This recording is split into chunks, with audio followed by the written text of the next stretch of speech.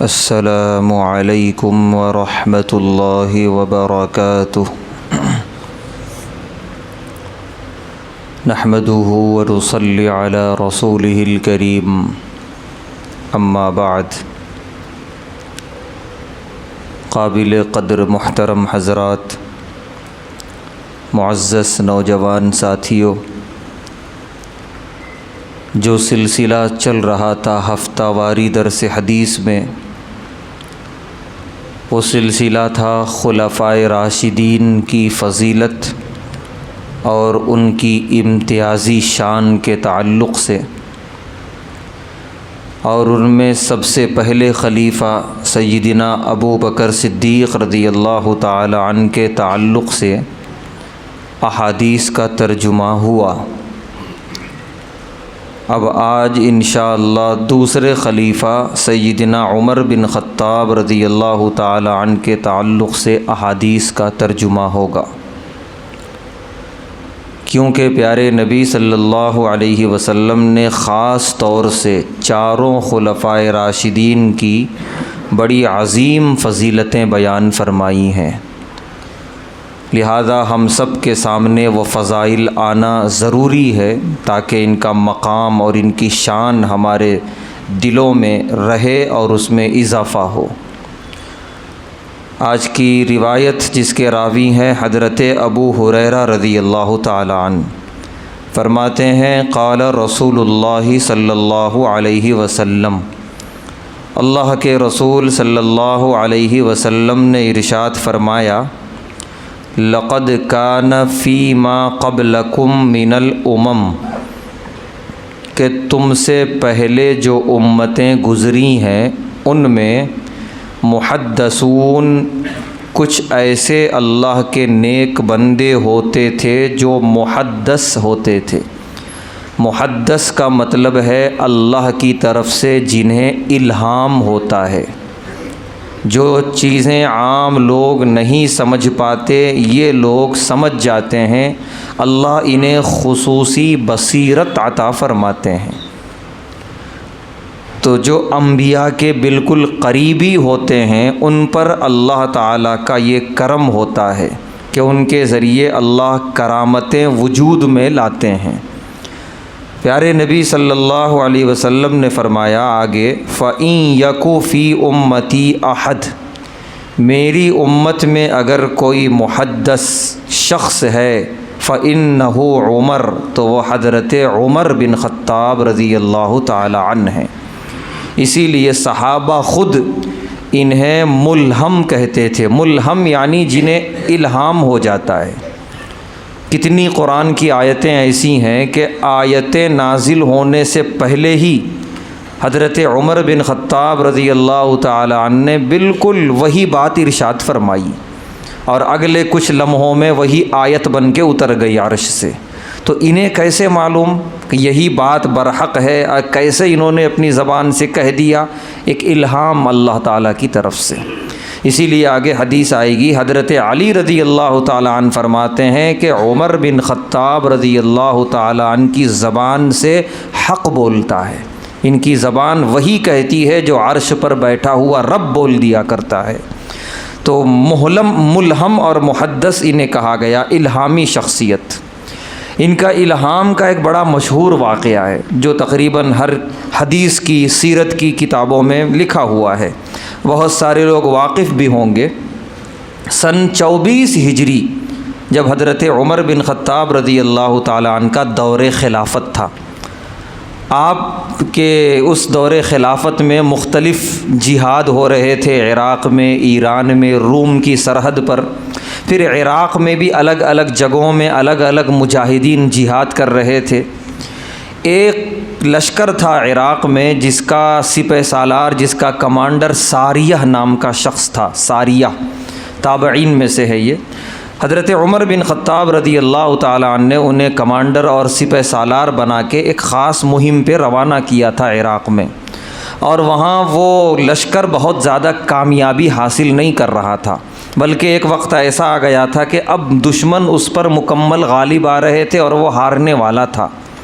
حضرت عمر بن خطاب رضی اللہ تعالی عنہ عراق سے کوسوں دور مدینے میں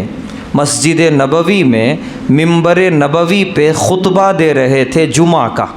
تمام صحابہ سامنے موجود ہیں، حضرت عمر بن خطاب رضی اللہ تعالی عنہ منبر نبوی پہ ٹھہر کے خطبہ دے رہے ہیں۔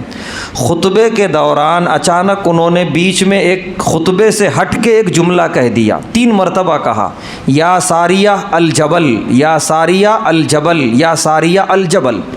اے ساریہ پہاڑ پہ چڑھ جاؤ، اے ساریہ پہاڑ پہ چڑھ جاؤ، اے ساریہ پہاڑ پہ چڑھ جاؤ۔ اس کے بعد پھر وہ جو خطبہ دے رہے تھے وہ خطبہ جاری رکھے۔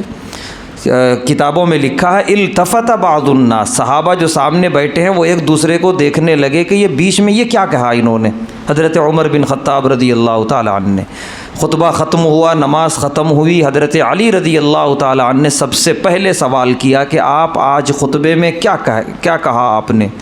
انہوں نے کہا کچھ سنا ہے آپ لوگوں نے؟ مجھے ایسا لگا کہیں میرا وہم تو نہیں ہے۔ صحابہ نے کہا ہم نے سنا، آپ نے 3 مرتبہ کہا یا ساریہ الجبل۔ حضرت عمر بن خطاب رضی اللہ تعالیٰ عنہ کہتے ہیں کچھ دیر کے لیے میری آنکھوں کے سامنے دکھایا گیا کہ پورا کا پورا لشکر پہاڑ کے نیچے ہے، دشمن مکمل یکبارگی حملہ کرنے والا ہے۔ میں نے فوراً کہا اے ساریہ پہاڑ پہ چڑھ جاؤ، وہاں تیاری کر کے پھر دوبارہ حملہ کرو۔ بس مجھے اتنا یاد ہے، اتنا میں نے کہا ہے۔ بات سنی صحابہ نے، بات ختم ہو گئی۔ 1 مہینے کے بعد وہ لشکر آیا، 1 مہینہ گزرنے کے بعد لشکر آتے ہی بھاگے دوڑے سب آئے حضرت عمر بن خطاب رضی اللہ تعالیٰ عنہ کے پاس کہ کیا آپ فلاں جمعے کو، فلاں مہینے کے فلاں جمعے کو آپ اس وادی میں تھے؟ حضرت عمر رضی اللہ تعالیٰ عنہ نے فرمایا میں تو مدینے میں خطبہ دے رہا تھا۔ انہوں نے کہا ہم نے صاف آپ کی آواز سنی، آپ کہہ رہے تھے اے ساریہ پہاڑ پہ چڑھ جاؤ، ہم لوگ پہاڑ پہ چڑھے، چڑھ کے جو ہم نے پلٹ کے حملہ کیا الحمدللہ ہمیں فتح نصیب ہوئی۔ یہ ایک معجزہ تو انبیاء کے ساتھ ہوتا ہے، یہ کرامت سارے صحابہ اس کے گواہ ہیں۔ تو اسی لیے پیارے نبی صلی اللہ علیہ وسلم نے فرمایا کہ میرے بعد کوئی نبی ہوتا لکان عمر، وہ حضرت عمر بن خطاب رضی اللہ تعالیٰ عنہ ہوتے۔ تو یہ بہت بڑا ان کا جو ہے الہامی واقعہ ہے ان کی زندگی کا، جو کتابوں میں لکھا ہوا ہے۔ تو وہی فرما رہے ہیں حضرت ابو ہریرہ رضی اللہ تعالیٰ عنہ کہ پیارے نبی صلی اللہ علیہ وسلم نے فرمایا کہ میری امت میں اگر کوئی ملہم شخص ہے جسے اللہ کی طرف سے الہام ہو جاتا ہے تو وہ سیدنا عمر بن خطاب رضی اللہ تعالیٰ عنہ ہے۔ دوسری روایت جس کے راوی ہیں حضرت سعد بن ابی وقاص رضی اللہ تعالیٰ عنہ،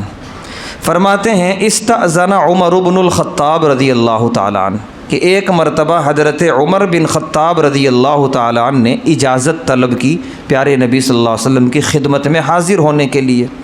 اور اس وقت وعندہ نسوۃ من قریش، قبیلہ قریش کی عورتیں آپ کے پاس بیٹھی تھیں جو آپ کے محرم رشتہ دار عورتیں تھیں، کیونکہ آپ بھی قبیلہ قریش ہی کے تھے، تو تمام خواتین آپ کے پاس بیٹھی تھیں، یکلمنہ آپ سے باتیں کر رہی تھیں۔ اتنے میں جب دروازے کے پیچھے سے حضرت عمر بن خطاب رضی اللہ تعالیٰ عنہ کی آواز سنی ان عورتوں نے، وہ اندر آنا چاہتے ہیں، فبادرن الحجاب، ساری عورتیں حجاب کے پیچھے چلی گئیں بہت تیزی کے ساتھ۔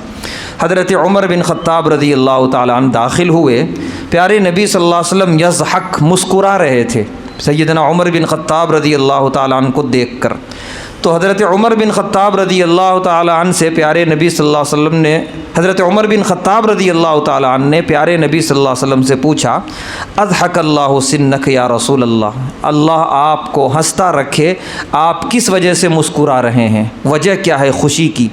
تو پیارے نبی صلی اللہ علیہ وسلم نے فرمایا عجبت من ہؤلاء، مجھے ان عورتوں پہ تعجب ہے، یہ یہیں بیٹھی تھیں، جیسے ہی انہوں نے آپ کی آواز سنی تیزی سے دوڑتے ہوئے یہاں سے بھاگ گئیں، پردے کے پیچھے چلی گئیں۔ تو پردے کے پیچھے بیٹھی تھیں، سیدنا عمر بن خطاب رضی اللہ تعالیٰ عنہ نے پردے کے پیچھے سے سوال کیا کہ اتحبننی ولا تحبن رسول اللہ صلی اللہ علیہ وسلم، کیا تم لوگ مجھ سے ڈر کے بھاگ گئی میری آواز سن کر؟ مجھ سے ڈرتی ہو اور پیارے نبی صلی اللہ علیہ وسلم سے نہیں ڈرتی؟ تو عورتوں نے پیچھے سے کہا نعم، ہاں، انت افظ، آپ مزاج کے سخت ہیں، پیارے نبی صلی اللہ علیہ وسلم نرم ہیں، اس وجہ سے آپ کی مزاج کی وجہ سے ہمیں ہیبت طاری ہوئی اور ہم سیدھے چلے گئے پردے کے پیچھے۔ حالانکہ اس میں بہت سی وہ عورتیں تھیں جو سیدنا عمر بن خطاب رضی اللہ تعالیٰ عنہ کی بھی محرم تھیں، وہ بیٹھی رہ سکتی تھیں۔ اس کے بعد پیارے نبی صلی اللہ علیہ وسلم نے فرمایا والذی نفسی بیدہ، قسم ہے اس ذات کی جس کے قبضے میں میرا نفس ہے، ما لقیک الشیطان سالکا فج الا سلک فجا غیر فجک، اے ابن خطاب رضی اللہ تعالی عنہ، جس راستے سے آپ گزرتے ہیں شیطان وہ گلی چھوڑ دیا کرتا ہے اور دوسرے راستے سے چلا جاتا ہے۔ یہ عورتیں تو کوئی ایسی بات نہیں ہے، یہ تو آپ کی آواز اور آپ کے مزاج کی ہیبت سے ادھر چلی گئیں، لیکن شیطان جیسی مخلوق جو اچھے اچھوں کو بہکا دیتا ہے، اچھے اچھوں پر حاوی ہو جاتا ہے، اچھے اچھوں کے تقوی کو متزلزل کر دیتا ہے، وہ تم جس گلی سے گزرتے ہو وہ گلی بدل کے دوسرے راستے سے چلا جاتا ہے۔ تو یہ سیدنا عمر بن خطاب رضی اللہ تعالیٰ عنہ کے حق کا جو رعب تھا، جو دبدبہ تھا، شیطان پر بھی طاری ہو جایا کرتا تھا۔ اس کے بعد کی روایت جس کے راوی ہیں حضرت ابن عمر رضی اللہ تعالی عنہما، فرماتے ہیں پیارے نبی صلی اللہ علیہ وسلم نے ارشاد فرمایا ان اللہ جعل الحق، بے شک اللہ نے حق کو جاری کر دیا ہے علی لسان عمر، حضرت عمر بن خطاب رضی اللہ تعالیٰ عنہ کی زبان پر، کہ وہ جو زبان سے بولتے ہیں وہ صرف ان کی بات نہیں ہوتی، وہ حق کی بات ہوتی ہے، وہ اللہ کی بات ہوتی ہے۔ اس کے بعد کی روایت جس کے راوی ہیں حضرت ابن عباس رضی اللہ تعالی عنہما،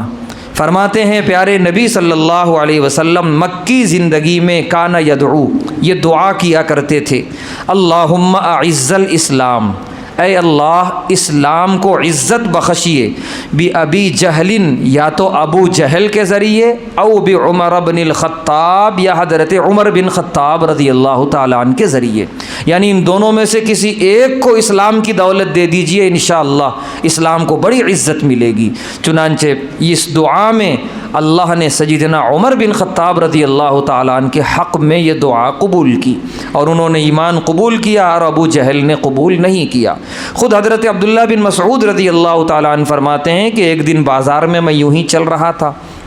اور یہ بہت دبلے پتلے تھے حضرت عبداللہ بن مسعود رضی اللہ تعالیٰ عنہ۔ ابو جہل کی نظر پڑی، اس نے پوچھا تم نے اسلام قبول کیا؟ انہوں نے کہا ہاں، تو اس نے زور سے دھکیلا یہاں تک کہ زمین پہ گر گئے عبداللہ بن مسعود رضی اللہ تعالیٰ عنہ، اور ابھی وہ اٹھنا چاہ رہے تھے کہ اتنے میں دیکھا کوئی انہیں سہارا دے کے اٹھا رہا ہے، اور اٹھانے والے تھے حضرت عمر بن خطاب رضی اللہ تعالیٰ عنہ، ابھی وہ بھی ایمان نہیں لائے تھے۔ تو عبداللہ بن مسعود رضی اللہ تعالیٰ عنہ فرماتے ہیں بے اختیار میری زبان سے نکلا کہ شاید ان کے حق میں دعا قبول ہو رہی ہے،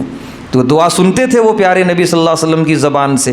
عمر بن خطاب رضی اللہ تعالیٰ نے پوچھا بھی تم نے کیا کہا ابھی؟ انہوں نے کوئی جواب نہیں دیا۔ جب حضرت عمر بن خطاب رضی اللہ تعالیٰ نے ایمان لے آئے تب بتایا عبداللہ بن مسعود رضی اللہ تعالیٰ نے میں نے یہ کہا تھا کہ دو کے بارے میں دعا ہو رہی ہے، ایک مجھے دھکا مارا ہے اور دوسرا سہارا دے کے اٹھا رہا ہے، تو مجھے یوں لگا کہ سہارا دے کے اٹھانے والے کے حق میں دعا قبول ہوگی، اور الحمدللہ ویسا ہی ہوا۔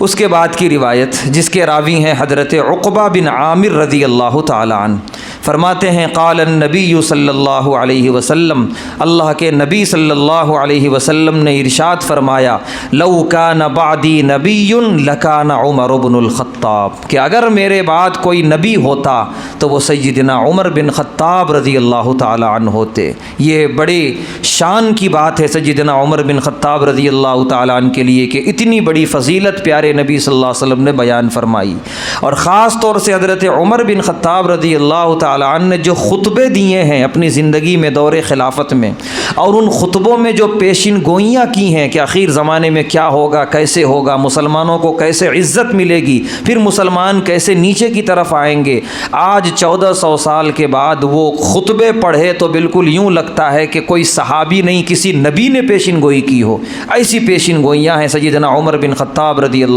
تعالیٰ عنہ کی۔ یقیناً یہ سب کچھ انہیں حاصل ہوا پیارے نبی صلی اللہ علیہ وسلم کی غلامی سے، ان کے ہاتھ میں ایمان لانے سے، ان کے ساتھ رہنے سے، اور بھی بہت ساری ان کی فضیلت کے اوپر احادیث ہیں، انشاءاللہ آئندہ اتوار اس کا ترجمہ ہوگا۔ اللہ تعالیٰ سے دعا ہے اللہ تعالیٰ ہمیں بھی انہی غلاموں جیسا غلام بننے کی توفیق عطا فرمائے، اور پیارے نبی صلی اللہ علیہ وسلم کی معیت دنیا اور آخرت میں ہم سب کو نصیب فرمائے۔ وآخر دعوانا الحمد للہ رب العالمین۔